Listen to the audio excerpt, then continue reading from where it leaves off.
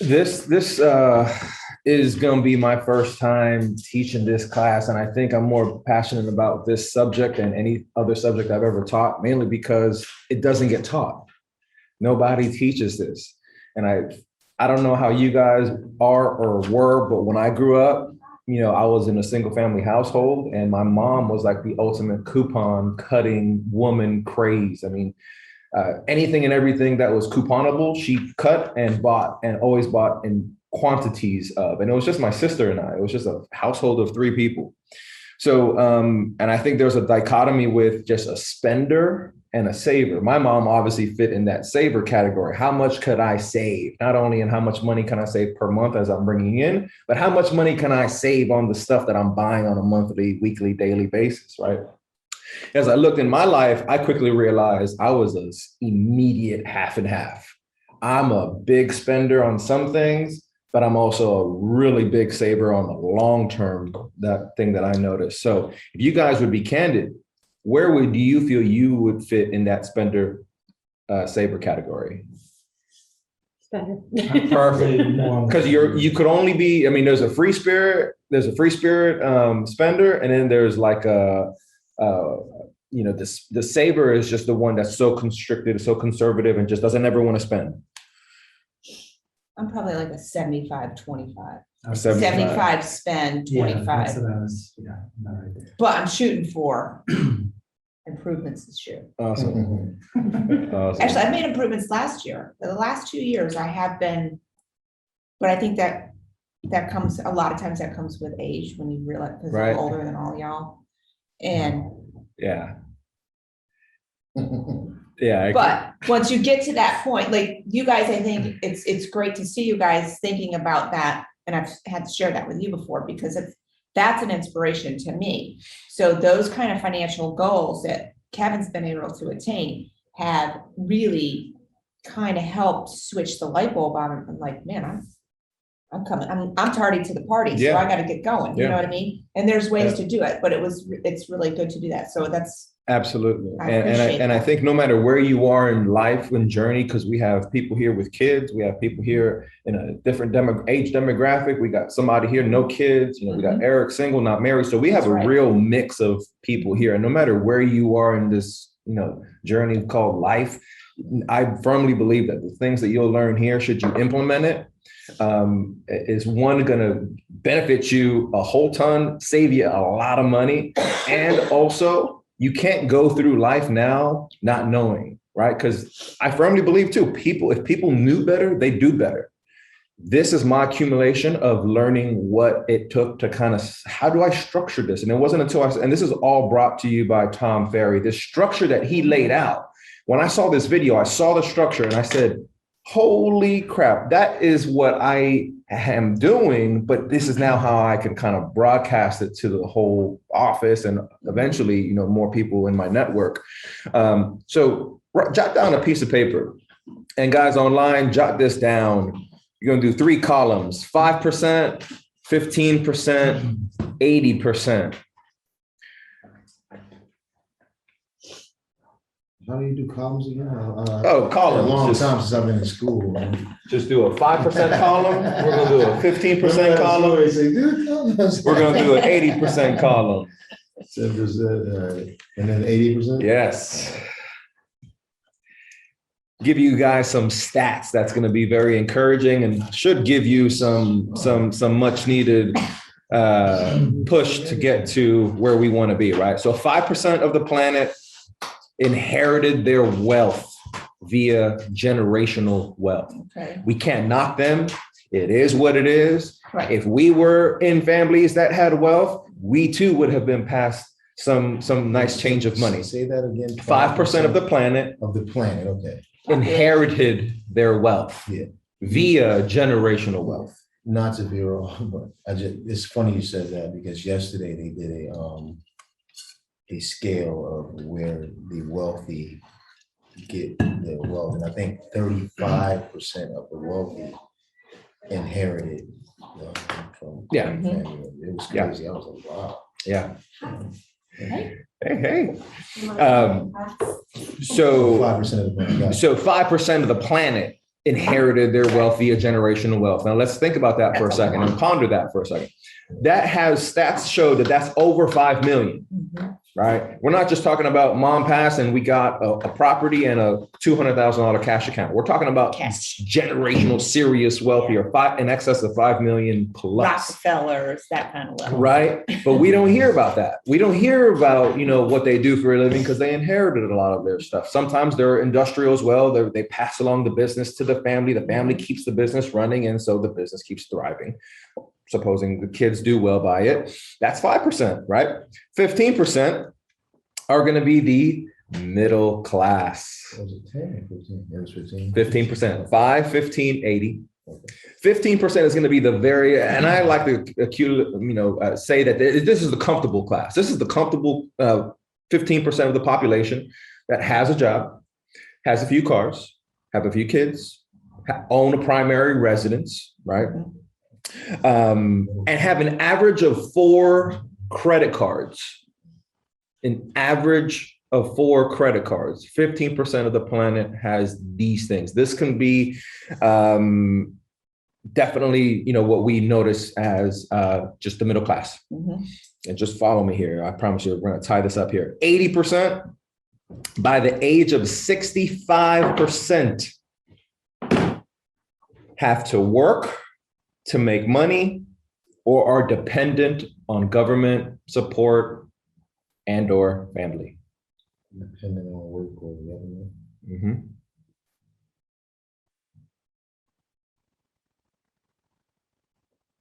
Dependent on what, family or government? Government support and or family. Sometimes all the above, right? They work a part-time job. Yeah. They have some Live sort in of mom's government basement. assistance, and the kids pay their cell phone bill, It's pay real, their man. electric bill. But that's staggering. Yeah.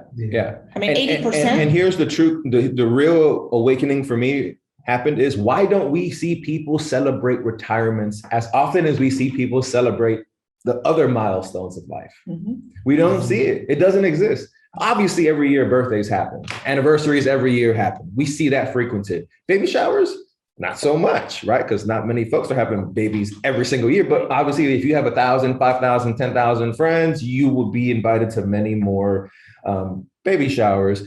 But we don't see retirement parties happen as often. Who remembers the last retirement party or post or something that somebody had? You don't see it. It doesn't exist. But now I will say that's only been recent, because in my generation, and I'm sure you as well. So, I recall,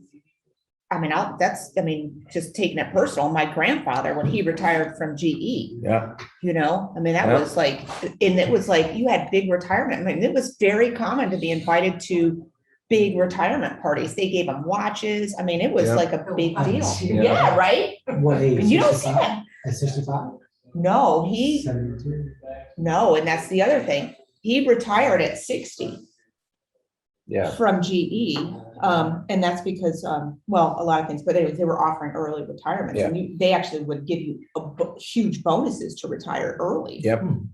So as we now narrowed that down, and we don't see a lot of that happening here, how do we change that in our lives, right? And how can we do so in an expeditious manner in our industry? Because guys, I don't know if you realized, but we get paid really well if we do our jobs really well. Mhm. And times that over a few years, you can really change the trajectory of your life by having just a good 3 to 5 years. 5 years, you can do it.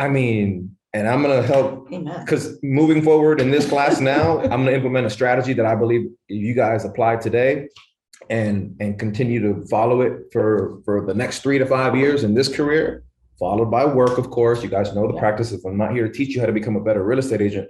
I'm trying to teach you how to keep more of your money and use that money to build whatever goals you have, because everyone's goals is going to be vastly different, right? So you can fill in the blank there. On your sheet of paper, let's write this out. The average agent gets a commission check and they immediately put it into their personal account. The average agent, which is 80+% of realtors, get a commission check And as soon as they get that check, they put it right into their personal account. Mhm. And on my behalf, I want to thank all of you guys because you're paying much more in taxes that then pays for my streets, my roads, my highways, my, everything else that we enjoy in our great country, obviously in our state as well.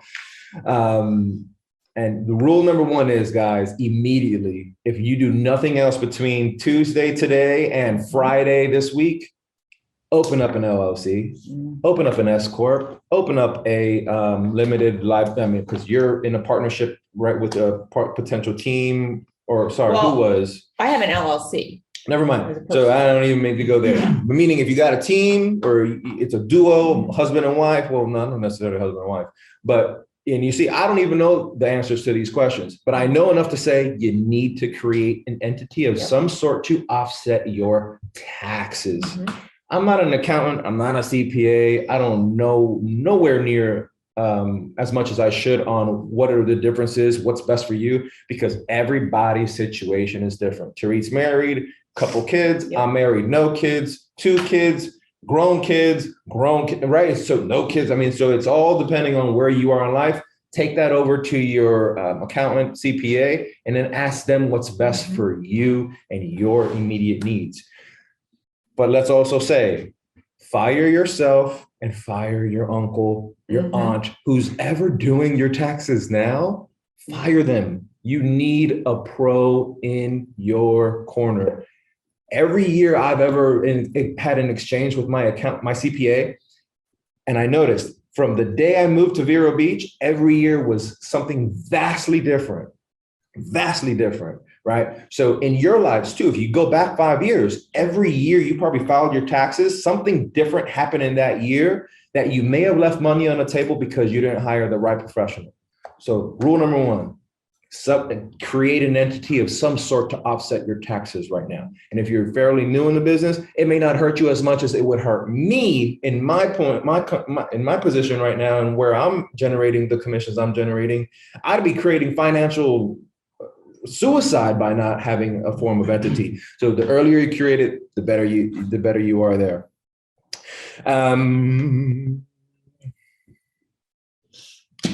You get that one, right? Create some sort of entity and speak to your CPA. Well, if you want to think of it in cash flow terms, you're immediately, if you don't have that already separate and you're putting in your personal account, you have already, and this is just on an annual basis, so your MLS dues you pay to the board, they could have been tax deduction. Yeah. So you're in the whole $500 or whatever, depending on where your LLC is, just by not having that. That's just one. Yeah. Perfect. I made the mistake. Further down on your sheet of paper, booyah, write this down.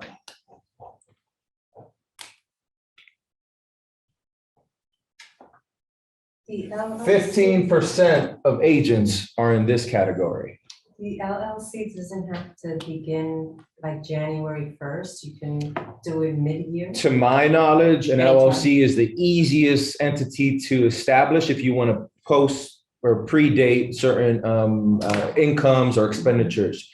What I've been told is that S Corps is a lot harder to do that. Usually you want to have your S Corp in and around the time you start getting a lot of income and a lot of checks and a lot of, expenses. But the LLC is the one that's the most easiest and flexible. It's usually the most that they tell you if you're a starter agent, LLC is the way to go, because as your career grows, they'll then switch you to an S Corp, and it's easier to switch you into an S Corp if you at least establish an LLC of some sort.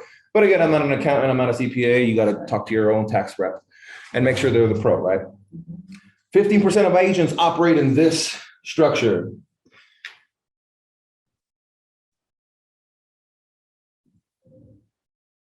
Now here's the kicker. They get a check. In this case, we changed the structure here because they get checks, right? The other agent gets just one check and deposit into immediately their personal banking account. Here we're talking multiple checks allocated into their business account. It then gets dispersed 3 ways. Tax account, business expenses, personal account. Now, for an example, let's just say we're talking about a $10,000 month of closings. Thankfully, we live in the great state of Florida and we don't get taxed as much as folks do. For the sake of this discussion, let's just allocate $3,300 towards the tax account, right? Maybe a little high, maybe a little low, but it should be a good amount for you to just disperse, right? Because that $10,000 is not, by the way, that $10,000 is not for a Benz. It's not for a MacBook. It's not for Mac makeup. It's not for grease. And it's not for, we're not talking Louis Vuitton. We're not talking Chanel. Certainly, we're not talking Rolex, because this is going to get you in a world of freaking hurt. Mm-hmm. Most agents operate like this. You know them, don't point them out. If you're it, just stay shut. Just know that this is not hashtag goals, especially for your life right now, because there's a lot of people that Mike and I have often run into that they got the brand newest of the new, and we're like, and we know they're not set up right. They can't pay the dues when it comes up. Oh yeah, and they can't pay the dues, and they're the first ones crying because they had a medical mishap or they got COVID and can't work for a few weeks, and now they're kind of like financial suicide. You're creating financial suicide if this is what business plan that the average agent follows. A much narrower percentage of us operate in this fashion, right? So it's, again, we got a $10,000 month, 3,300 of it should automatically go into a tax account.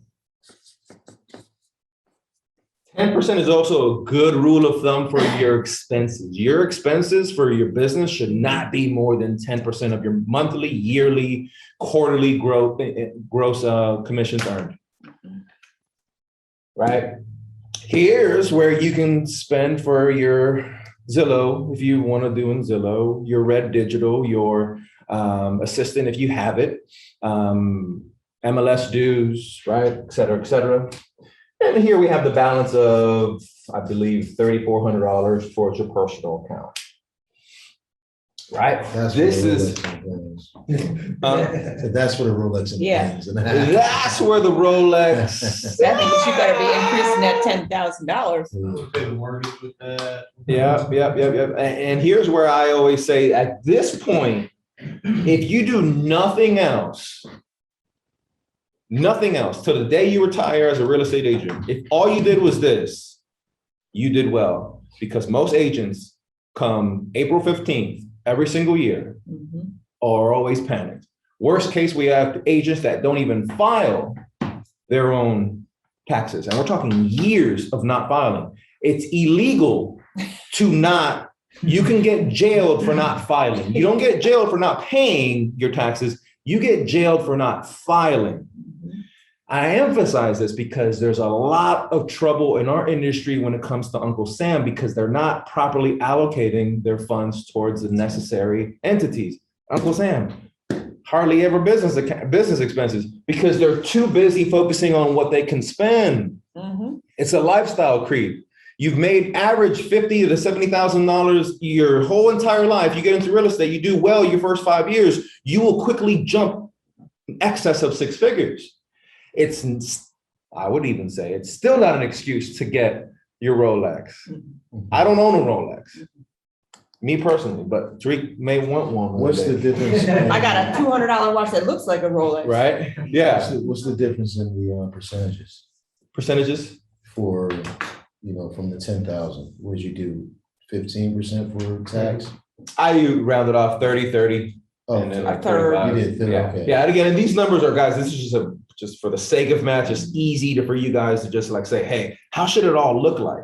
Why is this so high? I know my tax bracket is so much lower. It may be, but I'd rather you guys get some Pay sort of a yourself cut. bonus at the end of the year if you got extra. I'd rather get you guys overpaying for the Right. short term, and then you knowing darn well that come next year, you may get even a refund. But again, that's why when you talk to the pro, they're going to be fine tune where you are, how much you need to pay yourself. Should you pay yourself quarterly installments? Or did you not make enough this year that we'll just, do it all at just one fell swoop come early Q1 of, the following year, right? Again, that's why I emphasized earlier, the last page, get a pro in your corner, fire your uncle, fire your cousin, fire yourself if you filed your own taxes. Just don't do it. Hire a pro, pay somebody else to do it. But who wants to be here? Don't answer, because I believe there's a different mantra and a way that you can get where you want, and you don't have to badger yourself for a 40-year career in real estate, just doing the minimum. I believe there's a life that you can also experience a lot more in a much less amount of time.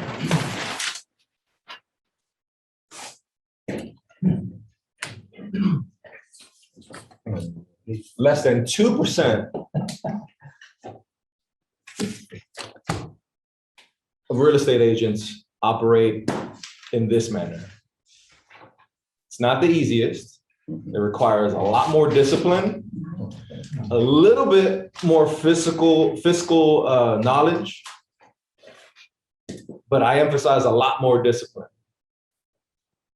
So let's begin. We get a $10,000 check, or it's a $10,000 month. I will say also, top 2% of agents are not only making $10,000 a month. Top 2% agents, based upon my research, shows that they're making anywhere from $50,000 to $90,000 every single month. $50,000 to $90,000 every single month. And that's less than 2%. And it's probably less than 2% of agents that are making $50,000 to $90,000 a month on a month-by-month basis. And I'm going to explain. We got $10,000 at the top, however way you want to break it down, by hour, by day, by month, by whatever, by week. But let's just say, for the sake of this discussion, $10,000. And we know already that we're going to allocate $3,300 towards the tax account. We also know, and this check is automatically going into your business account, right? So we're spending $3,300 here. We're spending $3,300 in our business expenses, right? Because we need to pay our MLS. We need to pay our assistant. We need to pay for, other expenses, photography, et cetera, et cetera. Now, here's where we want to focus more on this side of the equation, because it's never talked about, right?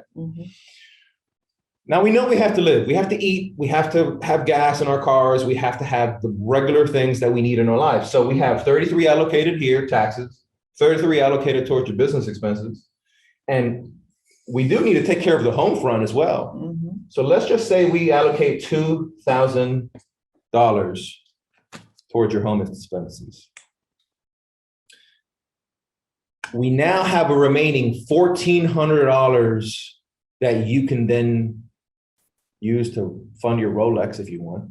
But before we get there, you now have $1,400 to allocate towards a 529B, AKA a college plan for littles if you have littles. Cash account, let's call that emergency fund. We got retirement accounts, and as a 1099 real estate agent, you benefit from a few: a solo 401k, a SEP IRA, which I have both of. You can't contribute both at the same time in 1 year. You can only pick one or the other. I initially did SEP IRA, and now I do solo 401ks all throughout. And and this is not here to tell you where you're going to invest it, who you should invest it, but Fidelity and Vanguard is a great place to start and talk to somebody and say, hey, how do I set my accounts up? What do I need to know to set up my accounts, right? Then you got stock market, in case you want to dabble a little bit. Crypto, Apple, Tesla, right? We call stock market, AKA single stocks, right? Here we have real estate. How are we in the business of selling real estate, but we don't partake in it? That's embarrassing, right? Now, doesn't mean that, you're never going to own a house or you're never going to own a portfolio of property. It's just that we're not there yet, right? But we want to get there. How do we get there? We need some sort of structure. We need some sort of blueprint to get us to the life that we desire, if that's one aspect of your life you desire. If not, that's okay, because sometimes it could be the stock market. Sometimes you're just like, hey, conservative Nancy just wants a cash account, but just a really healthy cash account. So she doesn't have to worry about any issues that happens in her life. Cash is king. Cash is king, right?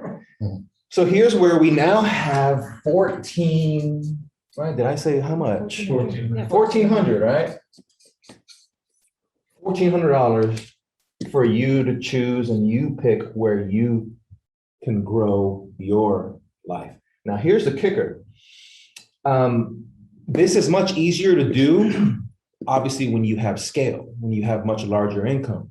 But it all starts first in the little things that you're given. I always say, if you can give me the little and I bless the little, I will then start to multiply that. I can do that. I can just start small. And guys, even before I ever created any amount of income in real estate, it all started with just my first check, a $500 commission on the vacant land. And I did it this way. How can I, start to build it? Because I just need to allocate it. The amount shouldn't matter. It's the discipline. Right. It's the practice of the habits. But I'm going to be very candid and tell you, you probably cannot, you have to hone in on this home expense front. You may not get a Rolex. And I'm going to be very honest and tell you, I'm not there yet. I have not in my life right now gotten to a place that I can willingly pay for a Rolex. Just not there yet. But I'm also being mindful of what I spend on a monthly basis. So my wife and I operated on two principles for the last 5+ years. We live in a recession. We are to live like we are in a recession or we're in the Great Depression. We're watching every single dollar we spend, and we're trying to say to ourselves, how can we minimize our lifestyle / home expenditures, right? So we're not always buying the fanciest and the newest. And sometimes it was much more aggressive when we were paying off her student loan debt. We lived like poor folks. She never did her hair. She never did her nails. I made my lunch. Kurt still remembers because I was bringing in my lunch almost every day. I didn't have the pre-made meals being delivered here. I legit was mindful of this so that I can have more here. But that's a good point, Kevin, your debt. You took care of your debt before you even out of that invoice account, you were allocating money to that debt. Correct, because one other important factor of that is the process of debt elimination.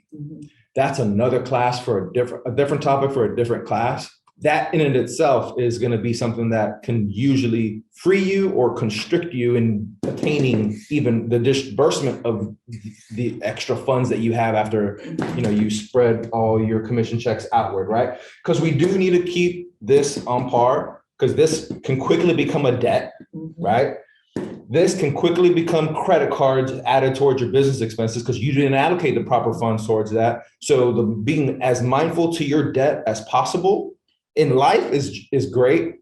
It's even better in your personal life, and it's even more intentional if you apply it in your business as well. But I would emphasize home expenses is where I would challenge all you guys. How can I trim what I'm doing right now? And you may not even know what your home expenses are. My version of doing a budget years ago was that, I budget, I pay all my bills.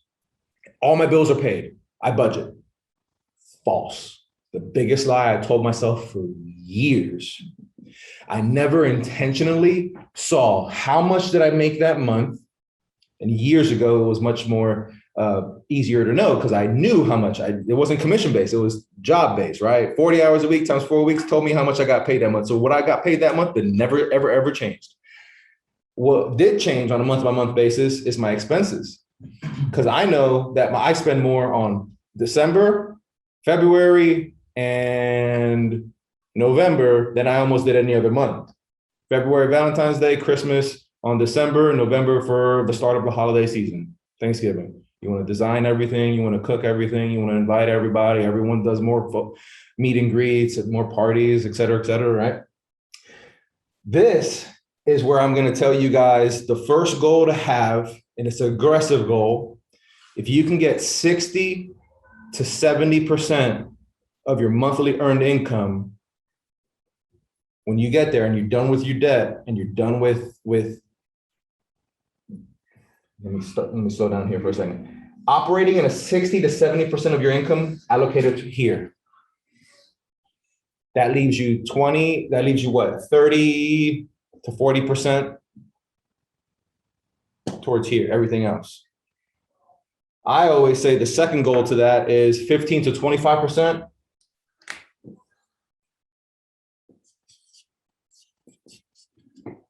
Month by month, it never goes anywhere. 15 to 25% of what I bring home goes towards my retirement accounts. I don't care what's happening there. In my world, 15 to 25 goes right there. I don't mind. Now, guess what? Last year when COVID hit, March, that cash account I had built, it all went towards stock market. Why? What happened in March of April? Tank, the biggest tank we've seen since, it was even bigger than what happened in 2008. So your $100,000 you threw into the market, now for today's returns, it's been down a little bit. For today's returns, now turn into like 170 easily. And you got your money back, right? This year, my wife and I purchased two investment accounts, but it was all because we had money here in some brokerage accounts. We can't take away from your retirement accounts, right? Because your retirement accounts you get penalized on big time. You may not know that now, but when you open it up, they'll tell you you cannot easily take money out of your retirement accounts. You get severely penalized for it. So you're now having to leverage your cash account and maybe some items that you have in your stock account via a brokerage account. Brokerage account is just an account that you put money in, and it's not a retirement account. It's pre-tax, and that's how you're able to buy some real estate. But 60 to 70% now, Felicia and I are in a world that at least 80% of our income is allocated towards this. But it starts with mindful here. Oh, and mindful here. How many agents do we know that, well, you may not know yet, but you will encounter agents that have all these accolades.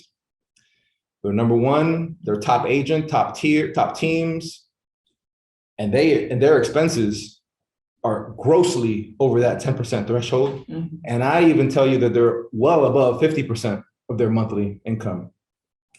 50% of their income is business expenses only, which then leaves them peanuts for here, and then for everything else that they may want to dabble in. Right? And I don't want to leave you with a doom and gloom, but I always say, if you're mindful of your expenditures and you have some sort of a layout, now you have a layout. Guys, you can never know from after today, you'll never know. You can't say you didn't know. Mm-hmm. Whether you make $1,000 this year or whether you make $1 million, this is what the top 2% of agents have done when it comes to building their wealth. Now, it depends on what areas you want to build your wealth in, but that's fill in the blank for you guys to interpret. So do you have any questions on this? And I'm sure you will, but like I said earlier, I just want to give you some sort of a blueprint to follow. It seems overwhelming right now because as I look at it, it seems overwhelming to me because there's still so much, because I'm putting my own life into this template and I'm like, oh boy, I need to take care of some things now. I need to do some things first before I can even do any of this, but that's okay. Now you know. Mm-hmm. And now you've heard it again, maybe, right? Any questions? So you get a $10,000 a month and you do all that. Next month, you don't have a closing, you don't get any checks. Where you go from there? You still have home expenses. Mm-hmm. Do you? That's a great question. My suggestion, and Eric asked a great question as far as if I only have a $10,000 a month, but next month I have nothing, what do I do that month if I have nothing, right? That's, for me at least, my rule of thumb has always been to have a healthy business account, which gives, 3 months of business expenses, I hold in a business account. Okay. 3 months worth. Because if you're not closing a property in 3 months, we're talking about bigger issues now. Yeah. Literally, we're talking about bigger issues. There's something you're severely not doing, right? So rule of thumb for me, 3 months. Lately, it's been 2 months. the more you have, the more you can afford to live lean on this one, because you know it's never a thing. My expenses, honestly, no more than $1,800 a month for me. Mhm. For business. And I'm being nice. Business expense? Half of that is because I spend a lot on client lunches, because that's my modem of lead gen. Yeah. I do a lot of dinners, lunches, and meetups with my clients. That's a lot of money. 18 a month.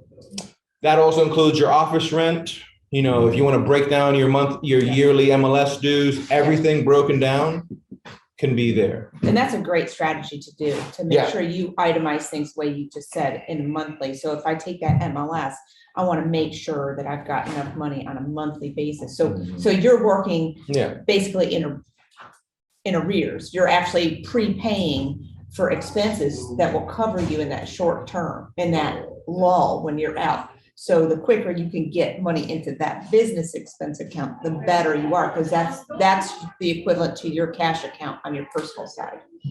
Home expenses rule of thumb, and you may want to write this one down, 3 to 6 months. Yeah. And I got two extremes here. 3 months, 3 months if you're single or married and no kids. Closer to 6 months if you have littles, right? Because anything can derail you. A broken bone, you just don't know with kids, right? And anything can happen. Now, again, that's a different class for a different session, because I'm not going to tell you to do 6 months worth of emergency funds, have $50,000 in one account, but yet you're still carrying an $80,000 total debt in credit cards and a car loan and all this other mumbo jumbo that people get into, right? Rule of thumb, 3 to 6 months on your home front, 3 months on your business expenses. Always pay Uncle Sam something. Always take it out of your account. Any other questions? That cash in the home expense, should that be separate from, is that investment account? Mhm. Okay. Typically it should have had its own little thing, but normally, my thing has always been, I just need to think investments. Right. If I think of my own home as an investment, I can think like that. It's not a splurge. I'm not investing in a Expense. guys. You putting all this money in your primary residence gets you nowhere until you sell it. Versus if I put a $20,000 gazebo and a backyard on one of my properties, I know I'm going to get money off of that. Yeah. Right. You don't do any of that on your personal residence until you sell it. Right. Same thing. Rule of thumb is real estate or stocks. My excuse to buy something nice for myself, like what Tariq said earlier, Rolex, is if I have the dividends from the stock market, my real estate portfolio, if the dividends can pay for the luxuries I want in life, that's one that gives me the permission to pay $30,000, $45,000 for a Rolex. I was looking for upgrading my wife on our engagement ring. That was crazy high. And I said, why am I doing that? For a rock. And I told Tariq about this, but I forgot to add a couple things. What if we add a circle here? We'll just call it stupid. Stupid account. Let's do it. Yeah. Let's just add a trip account. Add a medical savings account. in there. Add a trip account, add a stupid account. Stupid account we'll put the engagement ring right there. We'll put a Rolex right there. We'll put a brand new Mercedes right there, but you can afford it. It's a stupid purchase. It's the depreciating asset. It's not going to do anything for your life other than just you wanting it. But it's okay to want things. Absolutely. But it's wanting these things and having zero structure that will hurt you. That's why we don't have people that celebrate retirements. People don't have retirement parties, right? In the few years, my wife and I have been operating like this, and and I'm only just talking business, right? Because that's what we do for a business. But my wife, up until a few weeks ago, was working for an employer. So it was my checks plus her checks, and it just multiplied all this. And I'm a big believer in doubling down on your relationships, because that will, your ROI in your most important relationship, my spouse, quantified anything, any goal that I ever had, much more times 10. But, you know, we've had a couple of stupid purchases before, like a $5,000 bed, but it was after we had a couple of things already in motion. We've done that, definitely plenty of trips, and then Corona messed